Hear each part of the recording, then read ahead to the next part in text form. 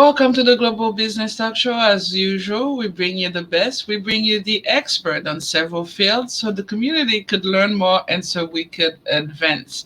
Today, I'm bringing you a very beautiful young lady from Michigan, Denver, and now in sunny Florida, none other than my very, very good friend, Miss Linda Hamburger. You will get to know her. You get to appreciate her because she holds the key to your success. Whether you have a business that you're launching, whether you have a festival that you're trying to ensure that you have the best marketing or PR opportunities so you could connect with the community, whether you're a student, let's have it with Miss Linda Hamburger. Linda, how are you? Hi, I'm very good. I'm happy to be here. And how are you doing today? I'm doing great. Tell us, Denver, Michigan. Denver, Michigan.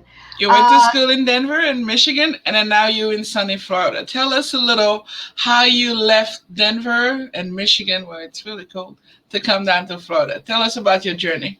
I like cold weather. So, so living in Florida has always been sort of a mystery to me, but actually it was Florida, Michigan. No, wait, it was Michigan, Florida, Michigan, Denver. I think I got the order mixed up when you start to move around.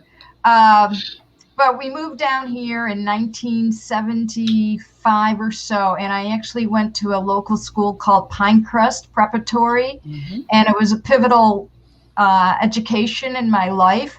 I've stayed friends with most of those people that I went to the school with. They moved on to very important positions, and I must say that they've helped me with my career as I've grown and strong friendships. That's great.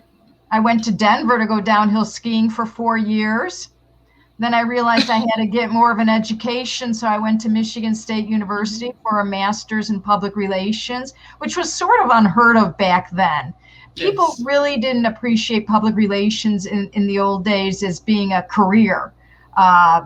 So it was advertising or marketing. And so for many years, I actually told people that I had gotten my degree in advertising rather than public relations. Very different today. Yes. And then I went to Florida Atlantic University for a master's in public administration, where they paid me salary and tuition. It was the first year of the urban and regional planning department. So I had been working for the Delray Beach Community Redevelopment Agency and Downtown Development Authority. And I was decided to take a class in urban and regional planning, and I was recruited by the school to then move into that role. And so there's been a lot of education in my background, a lot of people that have mentored me along the way. And it's been sort of a interesting ride, to say the least, because most of my career has been in nonprofit and entertainment production, public relations. So you get what people consider a glamorous career, and they don't see the backstage stress. And you are in the backstage. Miss Hamburger, wait, did you live in New York? Never New York. That's the Michigan wine. Oh, for some reason I've always felt like you were a New Yorker.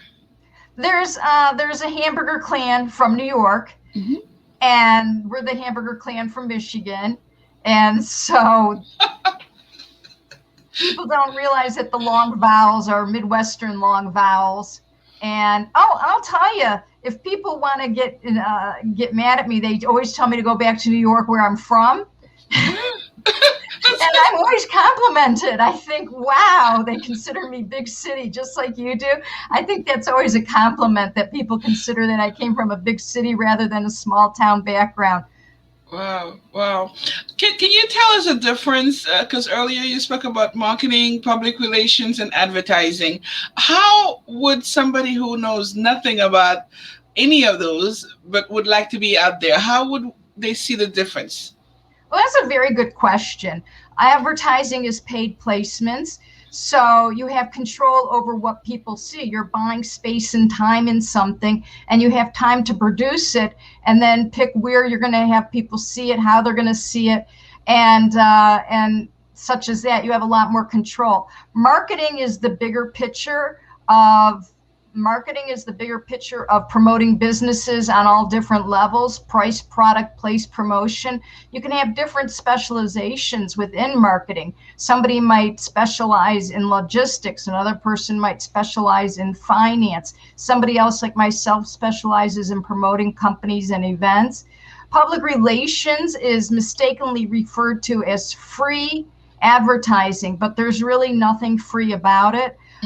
You lose control over the message, but you put the message out there and you hope that the media and the public and the bloggers will pick up on it. So you're not taping it in advance. You're not creating an ad that you have control over the look. You're creating a press release and you're putting the word out there that you're having an announcement of some sort, whether it's somebody got an award or somebody has an event coming up or there's promotions going on and major announcements. And you're going to develop a press release, which is really something that a lay person can do. I don't recommend it, but a press release is basically a 3-paragraph document that makes the announcement on the top, tell a little bit more about your event or announcement in your second paragraph. And in your third paragraph, always put what your boilerplate is. Always remember to tell people how to contact your business and the phone number, the email, the website. You'd be surprised how many people forget to put off the closing on their press release. Once the press release is done, I'm going to tell you a secret hint. Okay, so go over to PR Log. It's free, and issue your press release using PR Log. A lay person can work their way through it. Now, if you want to hire a public relations person, expect to spend a good amount of money, and that's for a different conversation. I like the way you said that. Is it for a different conversation? But if I'm launching a product, if I'm announcing that I'm running for office, if I'm opening my shop where I'm a website designer, do I need all three of them? Or would you recommend that we use all three of them? Or could I say, well, I'm gonna send a press release and forget the marketing and the advertising. I don't have the money for it and I don't have the time for it. Well, everything is budget. So it depends is the answer. If you don't have a large budget, these days I suggest looking into Google Ads as probably a first line option, depending on what it is that you're going to be doing. But for those announcements that you're describing, then your budget would go into developing your press release and making sure that it gets distributed out there, which is not an easy thing. You have to use viral marketing, as they say. You have to engage your friends, your network, all the people that you know, and helping you to distribute it to their networks. So the further you can advance that line of communication, the further you will be forward in getting the word out about these particular opportunities. I want to talk to you about Delray because you mentioned Delray earlier about, I would say the startup of the community. Now, I know Delray is upcoming now, where we have the Arts Garage, we have food, we have a lot of cultural activities there. But back in the time that you were working in Delray, uh, what were you doing? Since I don't think you were doing PR, because Delray used to be a dead town, almost a ghost town. Delray was a sleepy town. Oh, sleepy. Okay. It was pretty wonderful back in the day, and I was the first employee of the Urban and Redevelopment Agency back then. What they would do is they would close Delray Beach up for the summer. There wouldn't be a summertime Delray Beach, so the stores would close, people would go on vacation. It was very stratified in the African American community, Jamaicans, Haitians, from your white community. They had very different lives and different activities that they took part in then. And when the Urban and Regional Development Community came along and the Downtown Development Authority came along, they wanted to make it a more vibrant community where everybody felt that they could enjoy each other's cultures and have a lot more choices of things to do within the community.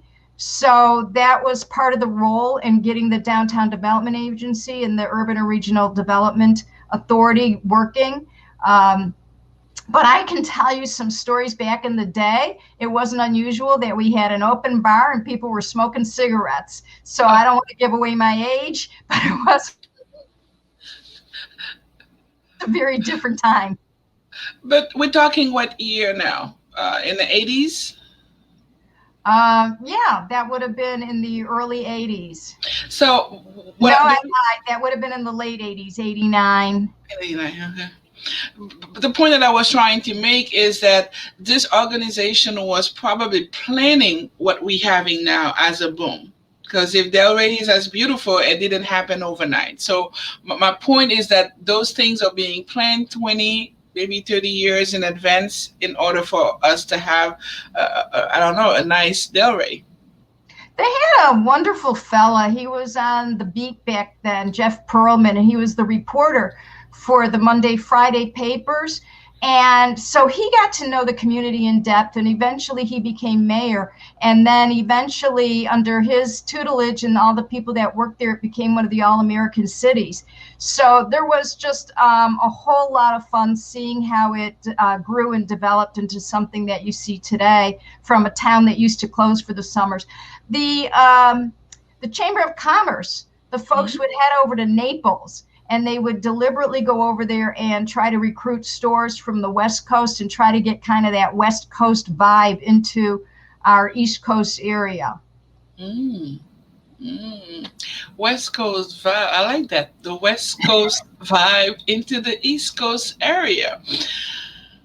You've done several things. I met you through Chamber's event, and earlier when you were talking about the Chamber, you were talking about the Delray Chamber, which is very big still in Delray, and they control a lot of activities.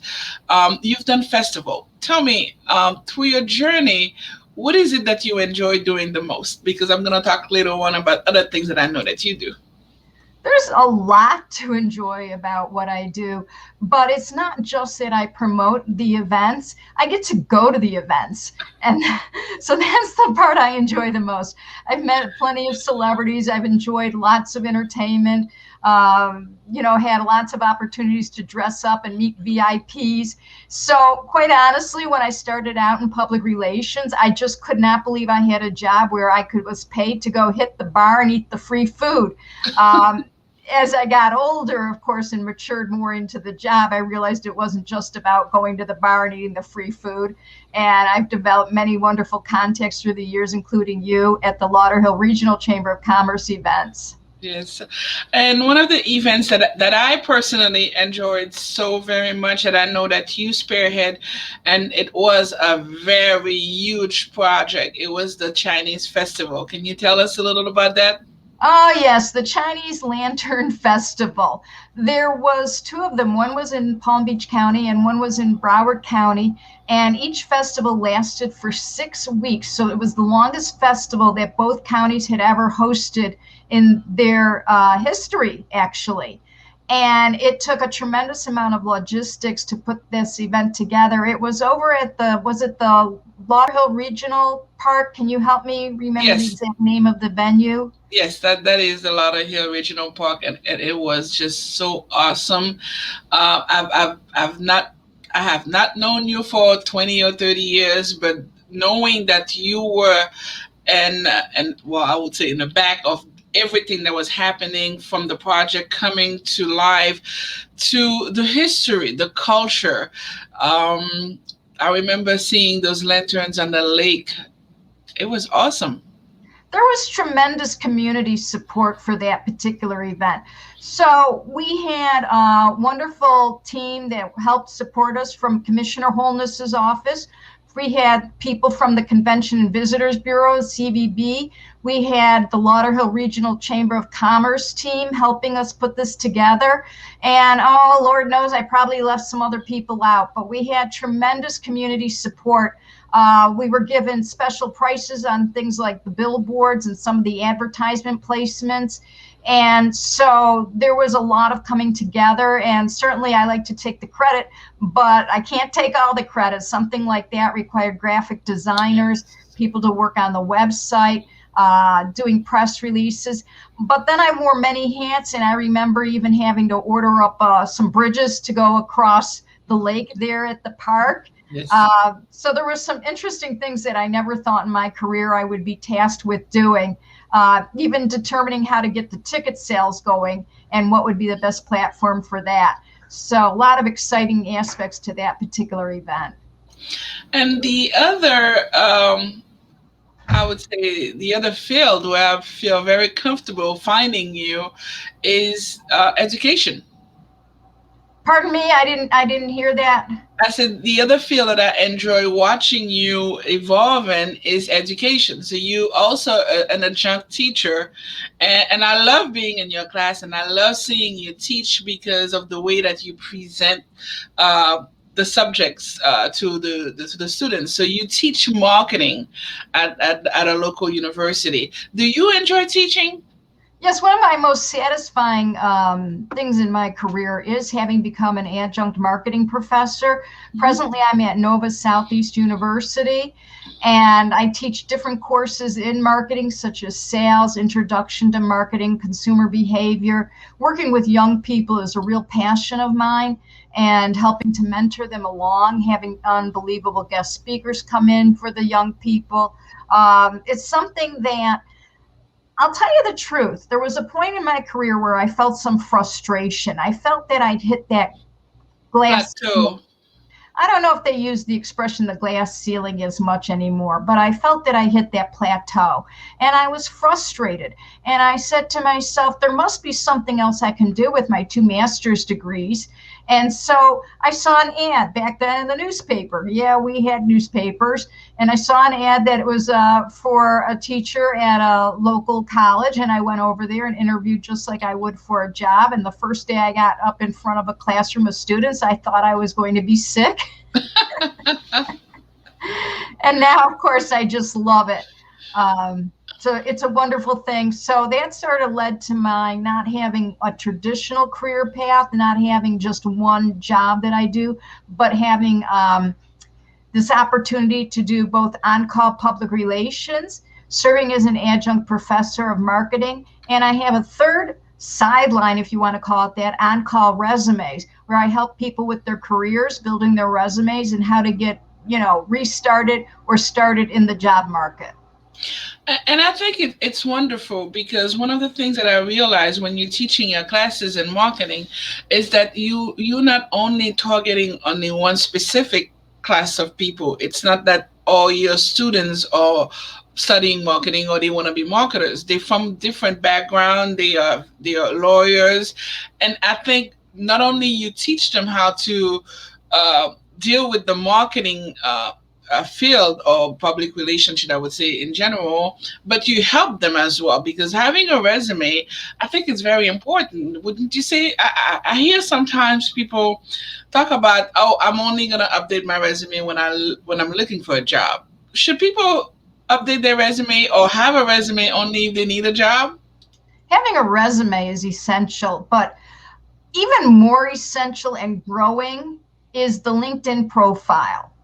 And there's ways to use LinkedIn far beyond it just being a passive platform. You can even do a recording of your voice, not just a recording of your name to help people with the pronunciation, but you can even take that recording option that they have on LinkedIn and make a short promotional statement about yourself. For example, in my case, it would be, I'm Linda Hamburger, a public relations professional, an adjunct professor of marketing at Nova Southeast University. You want to come up with a very short, tight sentence that says who you are, what is your career, and brand yourself.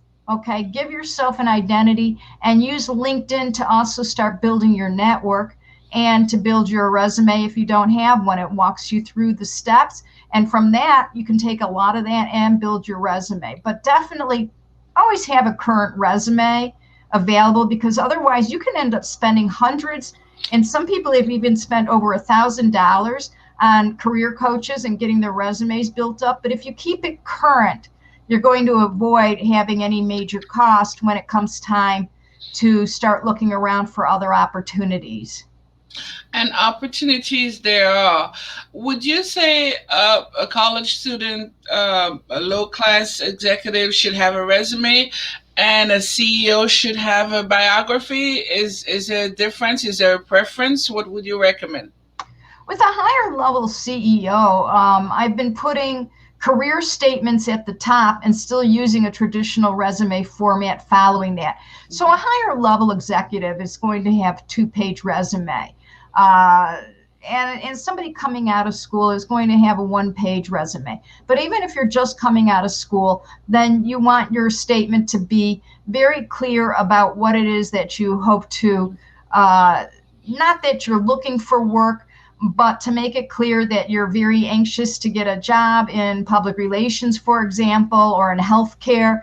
And also on your resume, you should be involved with at least one group or organization. One of the biggest weaknesses I see almost consistently on resumes that I handle is people when they're in their jobs and they say they're too busy, they say they don't have the money, they're missing out on those networking opportunities that should always be a part of somebody's life, whether you're joining the Haitian American Chamber of Commerce, or the Lauderhill Regional Chamber of Commerce, or whatever organization relates to your field of practice. That is something that should always be on there. Otherwise, we can all do some volunteer work, whether it's for our churches or our community centers, and have that as something that adds to our resume. At closing and opening your resume are the two most essential parts of a resume. Yes, yes, indeed. I found that a lot of people are not doing community service or community work. It seems like they are just machine. They just go to work and they had gone to school and then that's it. And this is their life. And I think it tells the interviewers that maybe you don't have any more inspiration or aspiration. It's just like you're done. I want my work and this is what I study and then that's all there is. Do not bother me with anything else. But I also seen resumes of 5 pages. What would you say to somebody who have a 5 page resume? Never, ever have a 5-page resume. Have a 2-page resume and then have an addendum. If you really need to list all your achievements, then have an addendum page, but you really should keep that resume to 2 pages. I have somebody right now that I'm personally having some challenges with because she's had a very, very high level political career. She's worked in many realms of politics and she's had tremendous achievements in all those positions. And so it's very difficult to say to her, take that background and build it into just 2 pages. That is something even I, after all these years of doing resumes, am struggling with, how to take that background. And it might be one of the few times that I say, okay, you can go over to 3 pages. But, you know, she should be looking for a 6-figure level salary if that's the case. Otherwise, you know, I would say you have to cut that down. You have to abbreviate it somehow. But wouldn't that be the case where maybe she needs a biography? Something that if she was to write a book, that she'll be able to put in the back of the book. Exactly, but your biography should just be not necessarily for a book, but you should try to see what you can say within just a single paragraph. What it is that you do. You have to, no matter what. I just went to, is it Career Source? In Palm Beach. Career Source in Palm Beach. I believe they have one in Broward County. That's right. And they're pretty adamant. You know, come up with your elevator pitch. Come up with the shortest way that you can of branding yourself, no matter what level of your career you are at. Just synthesize that down, and they have career coaches over there. There's no charge to use these services. And they have career coaches that will work you through how you can synthesize 30 years, 20 years of experience, even 10 years, and how you can synthesize it and just make the most of it. A lot of times we can say, put your LinkedIn HTTPL on there and tell people to go there if they want a fuller synthesis of your background and skills. Your resume is supposed to get their interest, but not to necessarily tell your entire life story. Indeed. And the reason why I enjoy the biography is because it kind of tells you who I am, where I stand, what I aspire to do, and what I enjoy to do. So if you were to take four sentences and I was able to combine them, it would have been perfect. Miss Hamburgers, I will tell you that your students, they love you. They always raving about your teaching skills, the approaches that you take, and how you help them think outside of the box, I would say. Yes, it's like I said, it's a lot of fun to work with the young people because I learn from them as well. So you just don't let on. And if you don't know the answer and you're in front of a classroom of 20 to 30 students, you go, well, what do you think the answer is to that? Somebody sure will come up with it. But besides the student, I know that you have your own baby. That is the South Florida Public Relations Network. Tell us about that. There's over 1,000 people that are part of the South Florida Public Relations Network. And it was something that I started even before Facebook using a Yahoo blog. And I was experimenting around with it, and we would have events and things like that. And it was very unique to the area. And it still runs today, but more of as a passive platform on Facebook. So it's a nice group to be involved with if you are in marketing, public relations, a little bit advertising, videographers join it. And it's just a nice place to network for the Tri-County area without having to go to events if you can't make those events. It helps you know what events are coming up within public relations. And it's been a tremendous way for me to stay networked within my own community. And I would say also that it allows you to connect with people, whether from New York or other states where they have a lot of things happening. What would you say is the biggest celebrity that you met and enjoy meeting? Oh, honestly, there's been so many. When you say enjoyed meeting, well, I think Patsy from Happy Days, uh, Anson Williams. And we just had a lot of fun. We went down to an event over there on South Beach, and we did some taping with Deco Drive. And he was just a very fun individual to work with at that time. Uh, is Happy Days still on their reruns on the air? I believe so. Political figures? Political figures. That's a tough one because I don't know that I should disclose. Don't disclose that. Entertainment wise, in terms of dancers, artists, and singers. Well, that's through you. When I go to, what's the monthly events that you have in Delray Beach? The most recent event that we had, and I think I still have a picture of you guys, was the jazz with Jean Charles Van, who's from New York. Exactly. I mean, that was just so much fun. And then didn't we have the Prime Minister from, was it the Prime Minister, Joao Latortue, was there as well. Yes. With Oh, wow. I guess that would be a good political figure for you. Yes, it was. During COVID, Miss Linda, how was the life of the people in PR and marketing? What were they able to do? Were they as affected as the people who have a 9 to 5 job who are not as creative as your bunch? More so in my area of public relations, in promoting live events. The first day of COVID, I knew that my career was going to be on a hiatus, and it was. And I expected as much, so I made more of an effort to try to make money off of the on-call resumes, which I consider more of a sideline than my primary position. And of course, we were teaching, and I had to quickly adjust to teaching using Zoom with my students. So that was actually quite a challenge. But the public relations came to a screeching halt. And now I've segued into doing public relations for a medical practice, which I struggled with as well because I'm not used to doing such a traditional type of writing as what's required in promoting a medical practice. But I'm getting adjusting my writing, and you realize that public relations is fun no matter which area you go into. You do have to get that tone of voice, Mm-hmm. is what I would call it, um, for what it is that you're promoting at that time.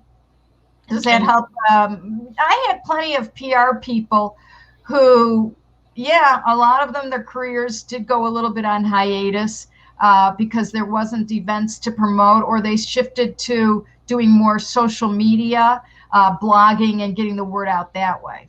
hmm, do you have any event coming up through the to the network, the South Florida Public Relation Network? That I think that part of the network is that people could join.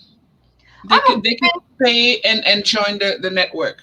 South Florida Public Relations Network was more of a volunteer. You don't have to pay money, and that was its precedent was back when it started up.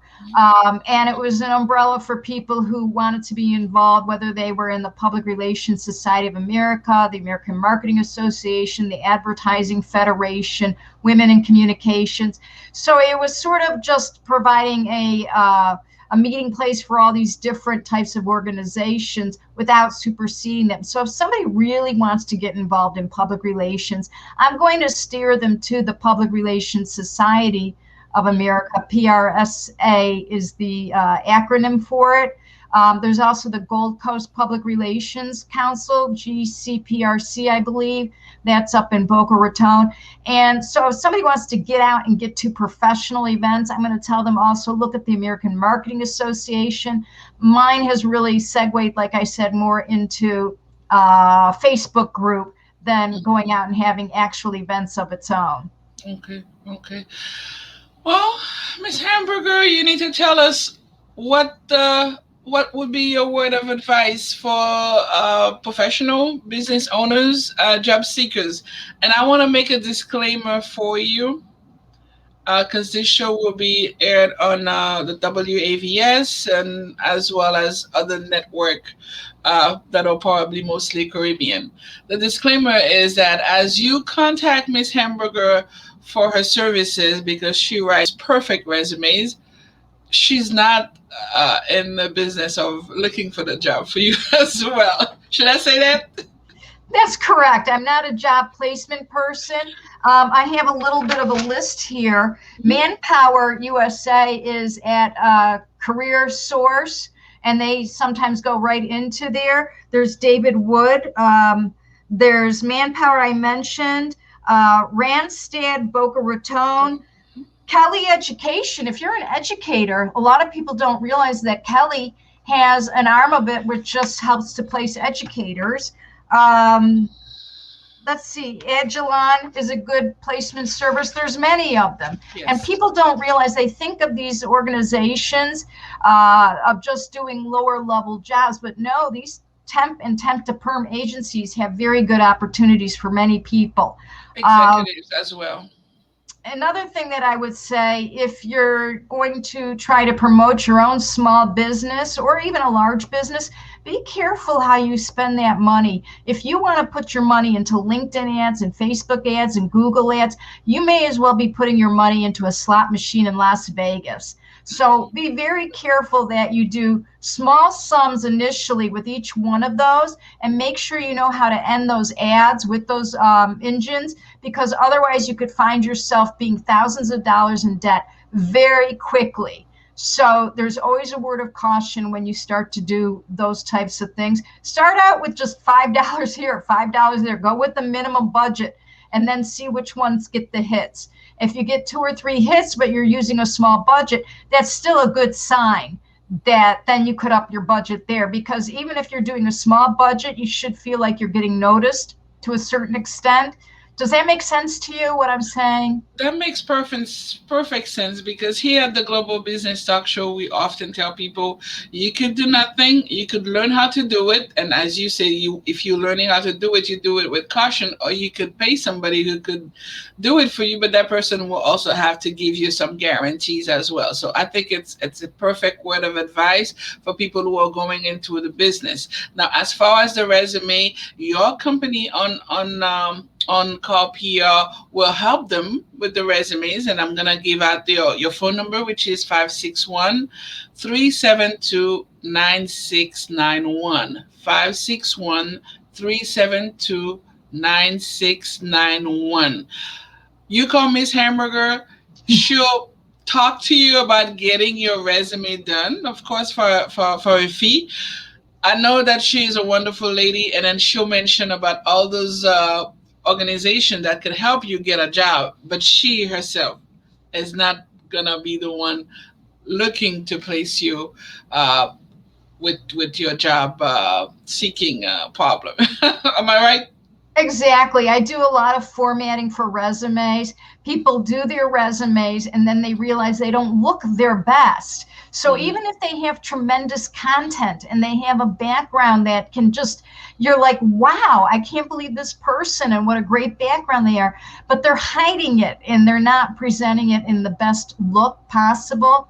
So one of the things that I do is also help format the resumes to make sure that they look their best possible, like putting on your finest dress or your best suit.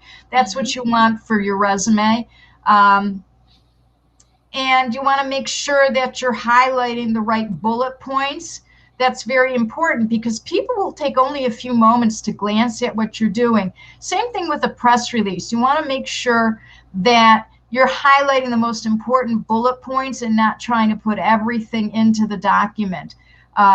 If you're going to, by the way, if you're going to look into hiring a public relations person, like I said, an agency will charge a minimum of 1,000. It's not uncommon for them to charge $2,500 a month. So people sometimes go in and they're sticker shock when they look to hire a PR agency.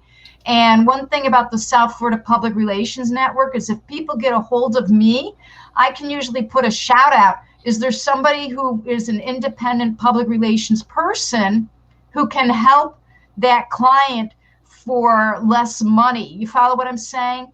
Because Mhm. the network is made up of individuals, not as much agencies. And so there's a lot of freelance people out there who might be more affordable. Perfect, perfect. Miss Hamburger, I don't know how to thank you. I will tell my audience that she is somebody who loves education. She does what she preaches. We did not get into that, but when she said that you need to be helping or volunteering with an organization, back in the days, you volunteer for the National Alliance on mental illness in Broward County to help remove the stigma for mental illness and people having a quality of life. So she breathes it, she does it, she makes perfect resume. She's a guru when it comes to public relationships. She helps with marketing. You've heard her. Festivals, celebrities, entertainment. We'll forget about the political people, but and then she enjoy her students at the college where she teaches. You are awesome, and I love you very very very much, and I'm honored to be counted among your friends. And same here for you. It's a wonderful, warm friendship that we've developed through the years. Yes, And I have a lot of admiration going your direction as well. And I was thrilled to be on your show.